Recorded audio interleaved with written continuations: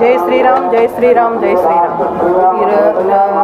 శ్రీరామనవమి సందర్భంగా మా గ్రామంలో జరుగు అన్నదాన కార్యక్రమం అండి.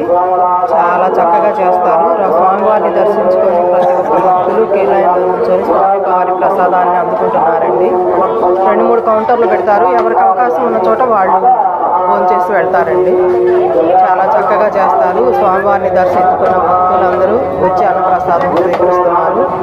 అంతేకాదండి, జై శ్రీరామ్, జై శ్రీరామ్ అనే నినాదంతో ప్రతి ఒక్కళ్ళు హిందూ బంధువులందరూ హైందవ ధర్మాన్ని, మన సనాతన ధర్మాన్ని తప్పకుండా కాపాడుకోవాలండి. ప్రతి ఒక్కరూ మన సనాతన ధర్మాన్ని కొంతమంది దుష్టులు పక్కదారిని పట్టించాలని చూస్తున్నారండి. ప్రతి ఒక్కరూ దీనికి పునాదిగా నిలవాలి. ప్రతి హిందువు ఇది నా దేశం, నా ధర్మం అని చెప్పి ప్రతి ఒక్కళ్ళు శ్రీరామ శ్రీరామ అనేటువంటి నామంతో ప్రతి ఒక్కరూ మేమున్నాము, మేము కాపాడుకుంటాం మా సనాతన ధర్మాన్ని అనేటువంటి నినాదంతో ప్రతి ఒక్కరూ ముందుకు ఉండాలండి.